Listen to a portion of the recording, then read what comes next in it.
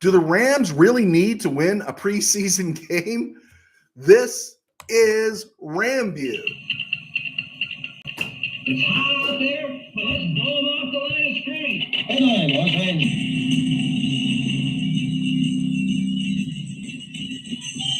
Live from the Ram Cave, I'm Joe Terosian, and this is RamView, the August 25th, 2023 edition, brought to you by Kistler Law Firm. Injured in an auto accident? Need help? Got questions?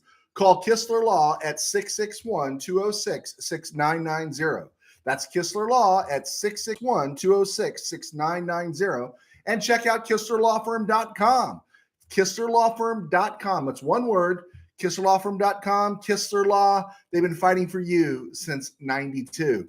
And by Temple City Auto Repair. Having some auto issues, get yourself some John and Henry at TempleCityAutoRepair.com. And of course, by Granite Ridge Christian Camp, a place where your life can change. So before I get to the first question that I asked, I'm going to start another question, just let you know as an answer that came to me. Well, a question that was asked to me was, hey, if I can't get the trivia question, can I call Kistler Law? You can call Kistler Law. I don't know if they're going to give you the answer to the question. They'll give you answers if you're in an auto accident, but I can't tell you they're going to give you the answer to the trivia question because sometimes I try to trip them up as well. So got that one out of the way. Second, do the Rams need to play their starters in the preseason? Of course not. You know, I got so sick of everyone getting all excited about the Steelers last night. The Steelers, you know, I suppose I'd be excited about if my number ones were crushing the Falcons' number twos. But that's like lining up 15-year-old high school boys to play the women's national team, right? There's no contest there. It's a blowout. And hey, the Ravens just lost their first preseason game since 2015, and they have not been to the Super Bowl since, 2012? The Rams have been to 2 Super Bowls without playing any starters in the last 6 years, so I think we're cool, right? I think we're cool. I do agree, though, the Steelers look good. I think they rolled the dice. I would not have had T.J. Watt out there. I would not have Najee Harris getting carries, but if it makes you feel real good, do it, great, but there is a risk there. But the Steelers, I am going to say, I think people are sleeping on them. I think they're a very good team, and you know, they need to be considered. Everyone's in love with the Ravens right now, and of course, Joe Burrow and the Bengals. But yeah, I hate to say it, Rob, Steeler fan in Missouri, is all jazzed up right now. Keep an eye on the Steelers, right? And when it comes to the Colts last night, heed the words of the wolf. Let's not, let's keep it calm right now when it comes to Anthony Richardson. Obviously, Anthony Richardson can make a splash play, but he constantly create waves. And what I mean by waves is you go to the ocean, there's always waves. They keep coming. They've been going for thousands of years. They keep coming. And a great quarterback doesn't just make splash plays, but he constantly keeps coming and he keeps playing. This is the difference between Kyler Murray and other quarterbacks who are successful, that Kyler Murray is a great splash guy. His splashes are so big and so wonderful that you give him a ridiculous contract and you're lulled to sleep and you're fooled into believing that he's a great quarterback. He's not. He's not consistent enough. He's not even as consistent as Colt McCoy. And Anthony Richardson can make a splash, and that's really great. I'm rooting for the dude, but let's not get all excited already that we found the next Jalen Hurts. I'm not even sure if the current Jalen Hurts is the Jalen Hurts that we saw last year, but that's just me. I'm a Tanner McKee guy. Call me Tanner McKee. I want to play 10 years in the NFL, not get beat up and make $40 million. I want to be Tanner McKee. All right. Desperate Dead Period material came out, and I was flipping through, just wanted to make sure I had everything current as I was getting ready, and I saw a link, surprise cuts in the NFL, and I'm thinking, did they already cut players before the third game? You know, there's no rush or deadline until the end of the month to really get down from the 90 that you're allowed right now. They got rid of that. And I thought I missed something. And then surprise, right? It's cuts that teams might make, right? They listed Marcus Mariota, Colt McCoy, Clyde Edwards-Helaire, Matt Barkley. It's like, yeah, tell me something I don't know. And it's just clickbait, right? Just clickbait, as is the Tua Ryan Clark dust up. I like Tua for the fact that he works hard. He's a good person. I don't know if Ryan Clark said anything wrong, but it was probably just one too many things for Tua to hear. I hope Tua does well. I don't think he will. I think he's a bit overrated. And I think Ryan Clark, dude, just say I was joking. You don't have to make a special video that says, I apologize to the whole Tua people in Samoan. He apologized to everybody. Let me tell you, worst thing to do in our present culture is a public apology. Private apology, completely get it. But you make a public apology and you just open doors for the wolves to come in and chew you up. And they're going to chew you up whether you did it right or you did it bad. They're just going to chew you up. And Ryan Clark is soft. He's gotten soft since leaving the NFL. Of course, he's working for ESPN, right? He's eating tofu all the time. Around the NFL, the Jonathan Taylor trade or post-trade stuff is still going on. No one knows when that's going to happen or if it happens. Nick Bosa still wants his 28 rocks. Chris Jones still wants his 32 rocks. And I got to correct something. I was erroneous. I referred to Taxkins quarterback Sam Howell as Sam Harrell, and it is Sam Howell. My bad. I apologize. I knew better, and I made a mistake. Speaking of the Taxkins, I did get sent a link where Magic Johnson has been quoted because he's a minority owner of the Taxkins, saying that the team will look this coming off season into another name change. Keep an eye on that and see how it plays out. Other news around the NFL, 49ers kicker Jake Moody, the Michigan kid, 3rd round, 100th overall, first pick for the 49ers in the draft because they gave up all those other picks for Trey Lance. He's day-to-day with a leg strain. Currently, he's 3 of 5 on field goals, 1 of 2 on PATs. And yeah, I think it's nervous time at Levi Stadium about spending a 3rd round pick on a kicker. Just, you don't do it. Regarding Trey Lance, everyone's crying it was unfair. It's not unfair when you're outplayed, no matter who it is. And the 49ers don't have a responsibility that they showed their investment. They traded 4 draft picks, 3 number ones for him, and he didn't pop. And I don't think they've done any disservice to Trey Lance. I think Trey Lance has done a disservice to himself. Not that he's a bad dude, but he just hasn't played well. And I get it. That window in Frisco is shrinking, and they don't have time to coddle or worry about Trey Lance's feelings. He's not Bobby Evans, and every team is not the Rams, and not every team's going to stick by a bad pick for 4 years, 35 games, and 12 starts. The Bobby Evans experiment. Okay, moving on. Cleveland Browns traded Josh Dobbs, the backup quarterback, and a 7th rounder to the Arizona Cardinals for a 5th round pick. That's pretty good. Dobbs is a perpetual free agent, a 7th rounder, and you're getting a 5th rounder. That's a pretty good pick. And I like to say we called it, I think about a week ago, we were saying DTR is the 2nd best quarterback on that team. And what do you know? They traded Josh Dobbs. Maybe we do know something here, or maybe you know something out there as well because your eyes can tell you what you're seeing. They did waive Texas A&M quarterback Kellen Mond, but they brought him back. So he is on the roster as the 3rd quarterback as of now. The Cardinals traded offensive tackle Josh Jones to the Houston Texans with a 7th rounder in next year's draft for a 5th rounder. So they got a 5th rounder back. But, Josh Jones had solid grades from PFF a year ago. He was ranked 17th out of 81 tackles that were graded at left tackle, too. He played pretty well. Now, the Cardinals have Paris Johnson Jr., high draft pick. Everyone's expecting great things from him. DJ Humphries, solid. So they're solid at tackle. Jones can play some guard. But it was interesting that, he's a depth piece, and I'm sure they saw they can add more. But I would have thought you'd gotten more than a 5th rounder for Josh Jones. A competent offensive lineman who's not Bobby Evans, that's someone that you want to make a move for. So I was curious to see why that one took place. Speaking of the Cardinals, they also traded their 1st round, 8th overall pick from 2020 out of Clemson, the talented Isaiah Simmons. Now Simmons is, the classic. He's the poster child for positionless defensive player. And they sent him to the Giants for a 7th round pick. Now, Simmons is 6'4", 238, and he graded out at 4.3 speed in the combine. And no one knows what to do with him, but they can't seem to figure it out. And if he was that cheap, a 7th rounder, I wish McSneed would have given a shot at that. But maybe they know something, and maybe the Cardinals wouldn't be willing to deal with the Rams. But I don't know, a 6'4", 238 guy with 4.3 speed. I don't know. You're going to find a spot for him somewhere. Maybe it's situational.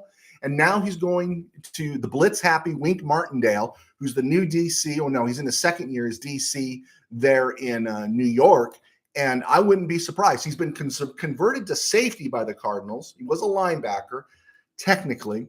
But he's a guy that you could move around and put in a lot of spots. And so I'm anxious to see what they do with him. And, you know, a 7th rounder, this could be the steal of the offseason. Speaking of the Giants, do you remember a cornerback named Prince Amakamura? Yeah, I forgot about him too. He hasn't played since 2020. He was a 19th overall pick by the Giants in 2011 out of Nebraska. Played on their last Super Bowl team. He signed a 1-day contract and retired as a Giant. So good for him.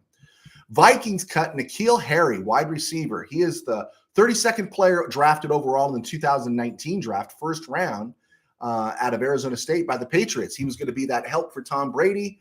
He's 6'4", 225, and the Vikings put him in the street. And as right now, Austin Trammell with the Rams still has a job in the NFL. The undersized, slow receiver who was undrafted has a job in the NFL, but a first-round pick that's 6'4", 225, he's unemployed. Folks, it's how you play the game. It's not how you look. And speaking of that, N'Keal Harry was a first-round miss. The Jets announced that former Titan wide receiver and first-rounder Corey Davis, who I saw play. He's actually pretty good. He was far from a bust. He retired out of the blue. He was a first-round pick, 5th overall by the Titans in 2017 out of Western Michigan. Again, 272 career catches, 17 touchdowns, far from a bust, but not number 5 overall. You know, and he's lost his taste for the game, and he's moving on. Lions waived wide receiver Denzel Mims, and believe me, folks, I'm going somewhere with this. Denzel Mims. He was a former 2nd round, I think number 59 overall by the Jets in 2020. And he ran a 4.3 40 out of Tulsa. And he's 6'3", 207.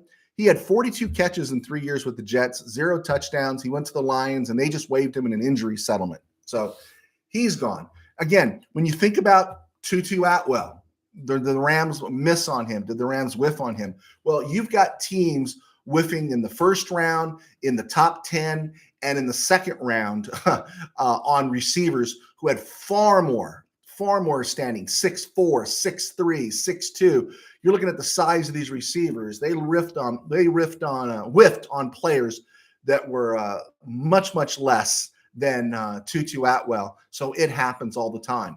Last piece of news as we look around the NFL, what I did not realize was 2 weeks ago, former Cal wide receiver Sean Dawkins. Do you remember Sean Dawkins? I didn't know this.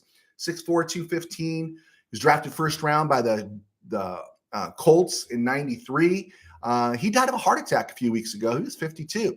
And he had a really nice career, 9 seasons in the NFL, 445 catches, most of his career with Indy, and then cups of coffee with Seattle, New Orleans, and Jacksonville. I was really sad to read that. I know I'm late to the party on that, but I thought I'd throw that out there. Speaking of N'Keal Harry getting cut, N'Keal Harry was getting cut by the Vikings while they were signing former Rams special teamer, linebacker, safety Jake Gervais. He signed with the Minnesota Vikings. He was unemployed, and Gervais is saying a big thank you to Kevin O'Connell, former Rams coaching employee.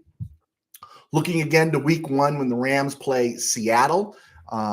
We've talked about Jackson Smith-Njigba had wrist surgery. He's out possibly a month, so he'll miss the opener. But the other thing I thought was interesting was Jamal Adams, their safety, who missed all of last year with that quad injury. They just activated from the PUP list, and he's not even in pads working out right now. He's doing some walkthroughs, and there's doubt that he'll be in the opener against the Rams. Now, of course, the Seahawks beat the Rams twice last year without Jamal Adams. You know, they still got Quandre Diggs back there. But you're looking at JSN not playing, Jamal Adams not playing, and sometimes those things begin to add up. And this is not the same Rams team. We're expecting an offensive line. We're expecting the opportunity for a healthy Matthew Stafford to use his entire arsenal that he's out there. And so this could mean a little bit of trouble. I know there are folks, good Ram fans out there, not sports bar Ram fans, but good Ram fans out there that are really making an argument the Rams have a shot in Seattle on opening day. I'd love to see it. I hope I'm wrong, but they are making the argument. I just don't buy it, but they do. So we'll see how that plays out. Looking across the board, not a lot of Ram news right now. They're in Denver. They're getting ready to play. Logan Bruss is back running around. I made the argument about Kyrie Williams and Cam Akers the other day. You're looking at those 4 running backs. This is a big day for Royce Freeman. You're looking at the tight ends. Everything seems to be settled there. I do want to post something mention something I posted on RamsRule.com. RamsRule.com is probably one of the better message boards out there. You can make a post and you're not called a blanket idiot or something. People will rationally give you a reason why they disagree with you. It's really a nice little board there, and I was introduced to it a few months ago. But I suggested now that Jerry Jeudy has gone down, along with Tim Patrick in Denver, maybe the Broncos might be interested in Van Jefferson. And I suggested if the Broncos offered a 4th or a 5th or some combination of something, would you be willing to trade Van Jefferson? And I got some great responses from RamsRule.com. Of course, one was just a flat out no. Some said hold on to him, and even if he goes, because odds of the Rams signing him seem very remote, you get the comp pick next year. But that comp pick, depending on what he does, how high will that comp pick be? Someone said, I'd take a 3rd rounder for him. So would I. I'd take a 3rd rounder today. Then someone else had a better suggestion. I'd trade him for a decent edge rusher. Yeah, so would I. And then someone else wrote, never thought he was a difference maker. I was in agreement with that person. And then someone else came out and said, I like VJ. I think he's going to have a big year and the Rams are going to rely on him. Yeah, I think he needs to have a big year, But, he's been with the Rams since 2020, 2021, 2022. He has 93 catches in 3 seasons. 93 catches in 3 seasons, 10 touchdowns. Is that special? Is that a difference maker? From my perspective, that's a number 3 receiver. He's not bad. I'm not saying he's a bad dude or anything. And now he's had some issues with his knee.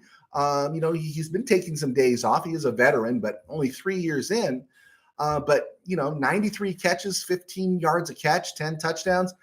Can't you get that out of Demarcus Robinson? Van Jefferson, 6'1", 200 pounds. Demarcus Robinson, 6'1", 202. Demarcus Robinson runs a 4.5. Jefferson, in his 40-yard time coming into the NFL, was running a 4.3. But Demarcus Robinson knows how to battle for the ball. It's pretty ubiquitous out there that most everybody knows that Van Jefferson's not a contested catch guy. And so I don't know. Do you see him as any better a number 2 than Demarcus Robinson would be? I just don't. And if he doesn't have a great year, you're not going to get much in terms of a compensation pick. If I thought I could move him now, especially for a 3, God bless the soul that would do that. I would move him. And before you fall in love with a 4.3, I think Tutu Atwell is faster than a 4.3. And Denzel Mims, by the way, the guy that was just had his career come to an end, he ran a 4.3.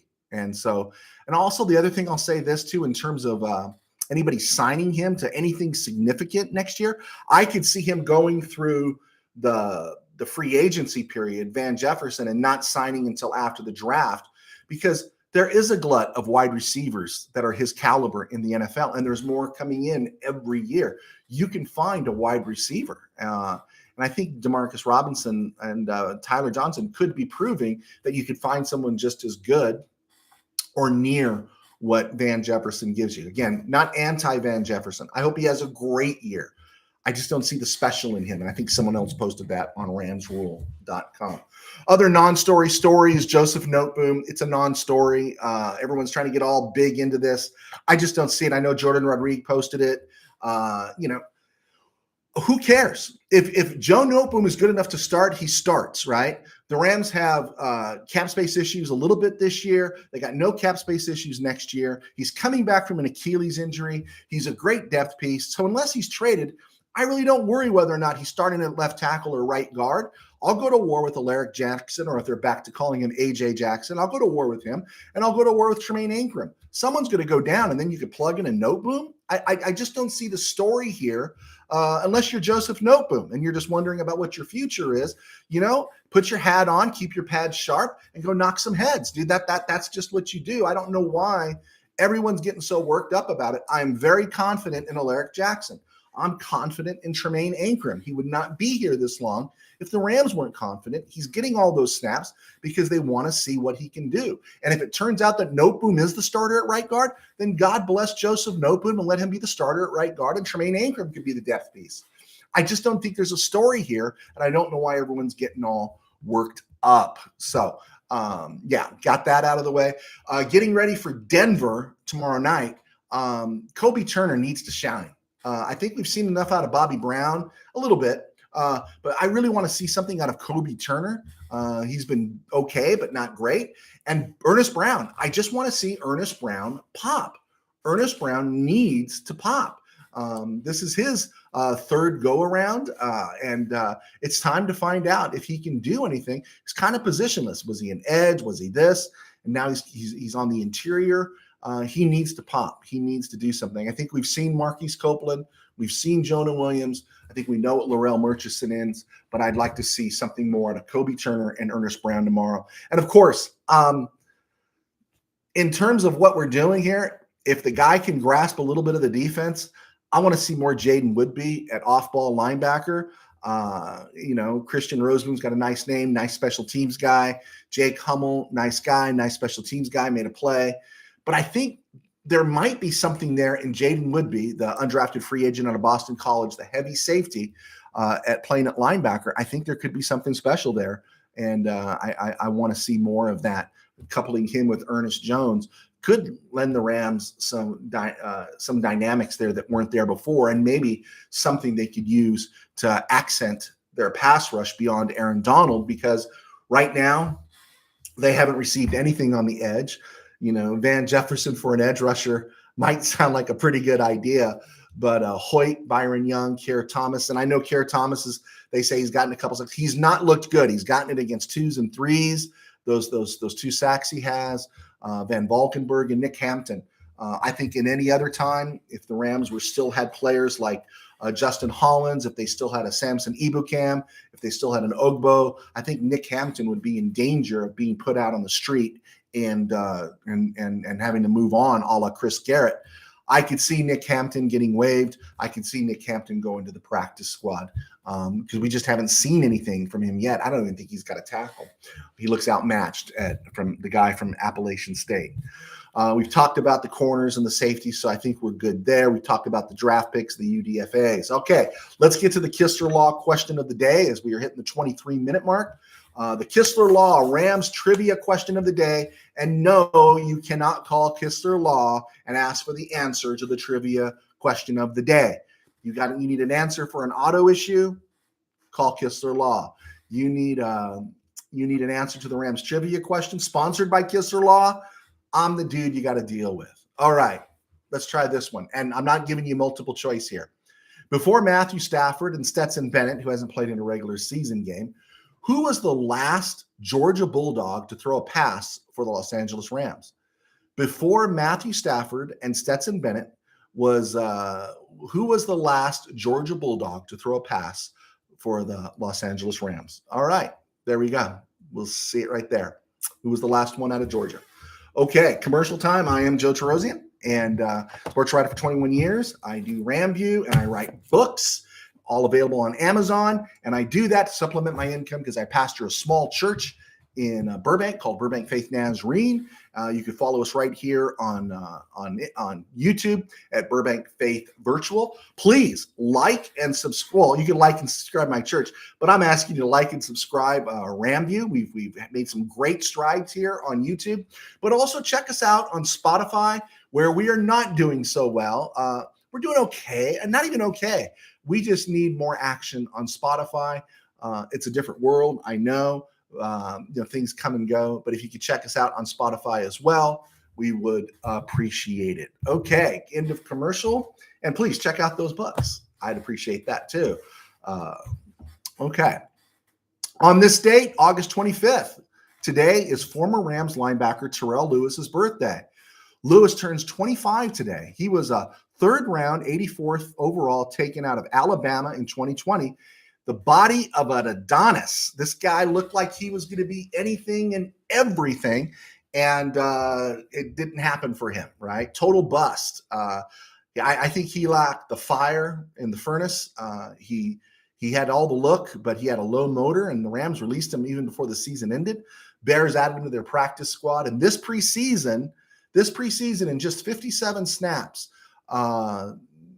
Terrell Lewis has had 4 pressures, 3 sacks, and a hurry for the Bears, and it looks like he's going to make this team. And wouldn't it be interesting to see Terrell Lewis find himself after he gets to Chicago after being with the Rams? If you remember Terrell Lewis, he was a healthy scratch for Super Bowl 56. Kind of tells you what the Rams were thinking about him. And it seems like they had a shorter lease with Terrell Lewis than they did Bobby Evans. So anyway, who knows? All right. On this date in 1970, the Rams acquired guard John Wilbur from the Cardinals for guard Mike LaHood. A couple of backup guards. Wilbur played 8 games for the Rams in 1970 for the Rams and George Allen. He was a backup guard, never started. And then he was included as part of the Rams-Skins deal in January of 1971. That's where half the Rams roster was sent to the Skins for a bunch of draft picks and things. That's how we got Isaiah Robertson and Dave Elmendorf through the draft. But it was interesting. Wilbur, when he got to Washington in 71, he started 3 seasons for the Redskins from 71 through 73, 42 consecutive games, including Super Bowl 7 at right guard. So good for him. So why would I mention John Wilbur? He didn't have anything to do with the Rams. Well, maybe it's a little bit more about the Rams and George Allen. Allen was a noted Republican conservative dude, right? And people have accused him of all sorts of things. I've heard people try to call George Allen a racist. I'm a very pro-George Allen guy. But here's the thing about George Allen, and I'm going somewhere with this. George Allen was so conservative and all that and Republican that he allowed the highly liberal and McGovern supporting John Wilbur, who played at Stanford. Now, in 1972, George McGovern was running for president against Richard Nixon, and McGovern was having policies that were just off the charts and that people were just scared to death of, and policies that he changed later when he owned his private businesses. But he got swamped in the election. But Wilbur was an active supporter for McGovern, and that didn't affect George Allen. What also didn't affect George Allen was he allowed Jerry Smith, the gay tight end, to keep playing for him. They say Lombardi knew and was accepting of it. Well, whether or not Allen was accepting of it or not, it didn't affect his view because Jerry Smith was a heck of a tight end, and he didn't have a problem with that. And also in terms of talking about Allen and his racism, Allen had a great relationship, of course, with Hall of Famer Deacon Jones. Jones was presented to the Hall of Fame in 1980 by George Allen, and he was also Jones also presented George Allen to the Hall of Fame posthumously in 2002. Keep that in mind. If you ever read Deacon Jones's book, Head Slap, it's hard to find. He talked about his time with the Rams, the racism he experienced in other places, but that how when he was being described to George Allen's sons, that he heard George Allen, as he was passing through a hall, talking to his sons, that Deacon Jones and who Deacon Jones was as a man and his work ethic, that was somebody that George Allen's sons should aspire to be, George and Bruce. And that made all the difference in Deacon Jones's life. And again, it's just something to keep in mind with George Allen and, of course, with the Rams. And again, folks, I'm going somewhere. On this day in 1971, the Rams released John Walton. He was a quarterback, as they signed wide receiver Joe Sweet from the taxi squad. Always a fan of Joe Sweet. Just love the name, Joe Sweet. Walton was on the taxi squad from 69 to 70, and he was brought back in 71 and put on the taxi squad, waived again, right? That's just the way it worked. Finally, he was cut loose for good in 1972. He goes to the World Football League, played well there, and then lands with Dick Vermeil's Eagles. Now, Dick Vermeil was on George Allen's staff, and he was on that Rams staff in 73 with Chuck Knox. So he serves in Philly from 76 through 79 has Ron Jaworski's backup quarterback for Dick Vermeil. He appears in 15 games, goes 31 of 65, 338 yards, 3 touchdowns, and 3 interceptions. He ends up playing with the Portland, New Orleans Breakers in 84 and 83 and 84 with the USFL, has really good years there for what the USFL was. Walton was 6'2", 210 out of Elizabeth City State. So you're asking, why is Walton so important? Well, this speaks to the legacy of the Rams and George Allen. Walton was African-American. I don't know if anyone knows that or remembers that. Walton was African-American. And when you think about the Rams, think about not only was Roman Gabriel their starting quarterback, he was a brother of the darker hue, a football player of a darker hue. He wasn't what we would call a brother. And he wasn't exactly shining white, right? But the Rams also gave opportunity to Walton, a fellow named Dr. Dave Mays in 1972 out of Southern University, who ended up playing some time with the Cleveland Browns before he became a doctor. And of course, James Harris. And also in 73, they had the undrafted Sonny Six killer in camp.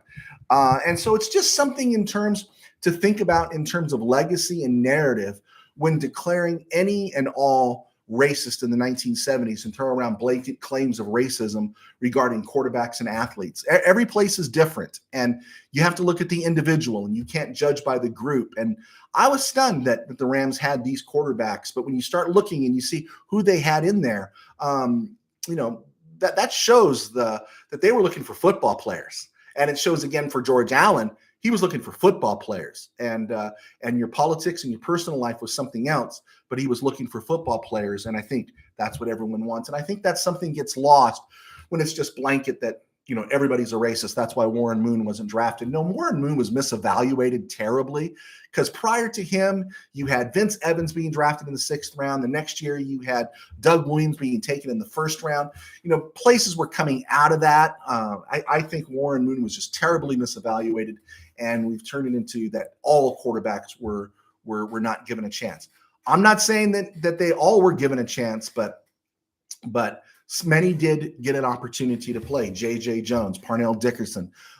We know who these guys are. There's the injustice that was done to Marlon Briscoe. Totally get that. Jefferson Street Joe Gilliam, he sabotaged his own career.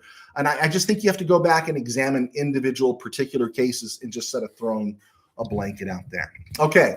I am staying in my lane. Stay in your lane, bro. Staying in your lane, not talking about social issues. Let's go back to on this date in 1976. The Rams signed punter Rusty Jackson and released Earl McCullough. Earl McCullough had been a track star with USC in the late 60s, ran with OJ on that track team, set a record. He ended up being a 1st-round draft pick, 24th overall in 68 by the Lions. He had 6 seasons and made a lot of big plays for them, caught 124 passes, averaged 18 yards a catch, 19 touchdowns. He was trying to catch on for one last cup of coffee with the Rams in 76, and it didn't work out, and he ended up retiring from football.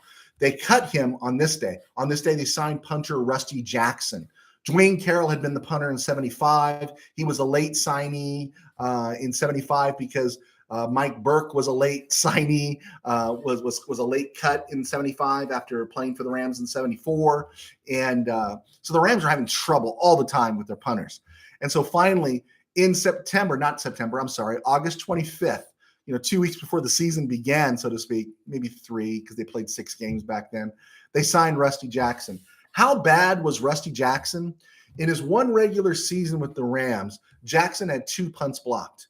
In his one postseason with the Rams, he had 3 punts blocked. I think 2 of them were Dallas, and one of them was in Minnesota in the NFC Championship game. And here was the funny part is I remember reading an article about Rusty Jackson between the playoff win in Dallas, 14-12, and the loss 24-13 to Minnesota in the NFC title game in 76. They did a whole story about how this late in the season, this far into the playoffs, Rusty Jackson was going to change his step count from 2.5 to 1.5 to get rid of the ball. Didn't make any difference. Matt Blair still blocked his punts.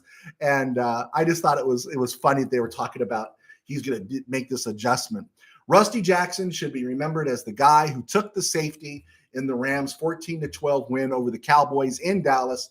He took the punt, went out of the end zone, and I think, if I remember well, he spiked the ball after he scored that safety for the Cowboys. And the reason is because he couldn't get a punt off without it being blocked. And so I think of Rusty Jackson as kind of the Marv Thornberry of the Rams. He's the guy, the Bob Uecker of the Rams. That it's like, yeah, that guy. Boy, that guy. I'm so glad we moved off from him and we went to Glenn Walker out of USC. Brutal Glenn Walker in 77 and 78. On this date in 1981, the Rams waived Bob Lee, and quarterback Bob Lee, and in 1982 they waived Henry Childs after an injury. He had started off well in 81, got hurt and missed the rest of the season. In 1986, on this date, the Rams put inside linebacker Jim Collins, who had gone to the Pro Bowl the year before in 85.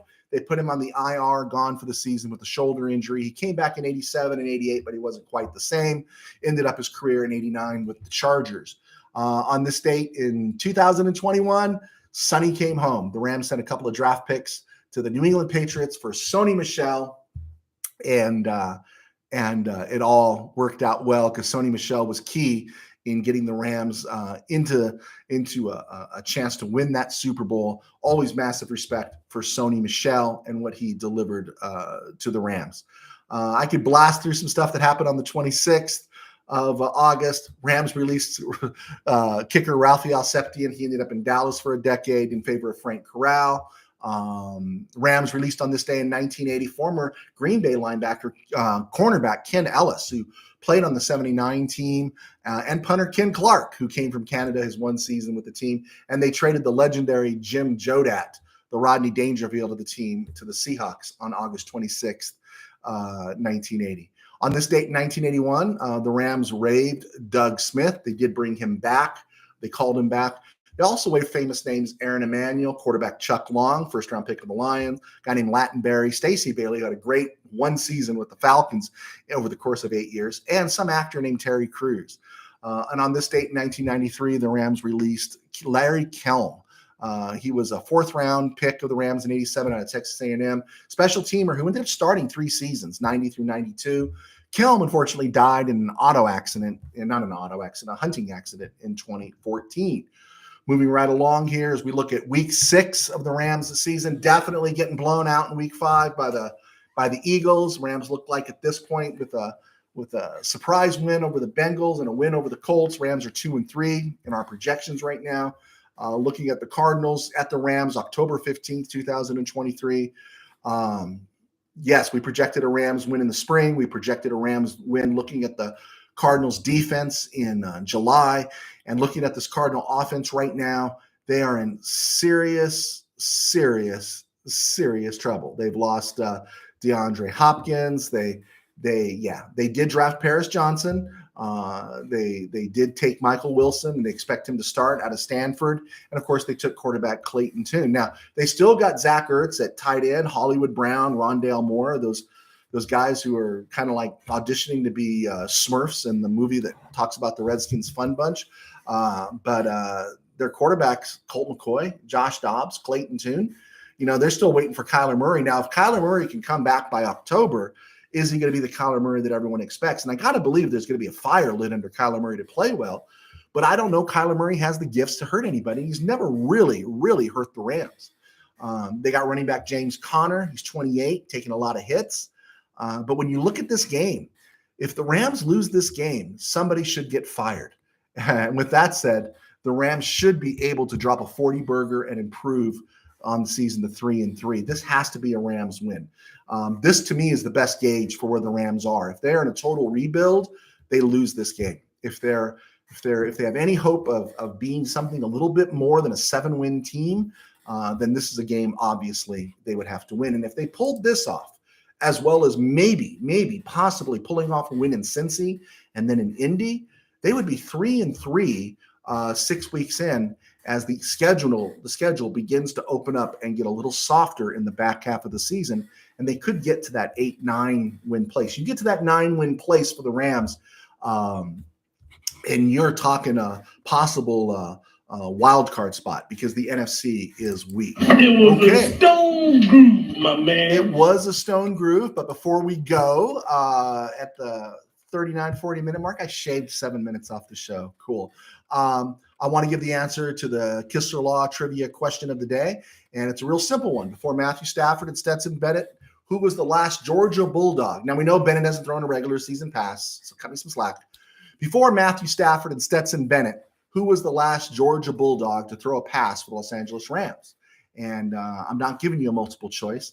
I'm just going to ask you to come up with it. I'm not going to give you the answer. You got to look for it. And don't call Kistler Law for the answer. They don't have it. It's me. Deal with me. Like and subscribe, and I'll slip the answers to you all the time, and we'll go from there. Okay, folks, you have any questions down the road? God bless. Let us know how you feel. Trying to keep these, I think 40 is okay. I try to keep these at 35, but that's where we're at. But thank you all for the support. Please hit like and subscribe, leave a comment, share as we continue to build our footprint here. Someone just clicked on. I'm sorry, bro. I got to go. But yeah, this is RamView. Thank you so much for clicking on, and we will talk to you soon.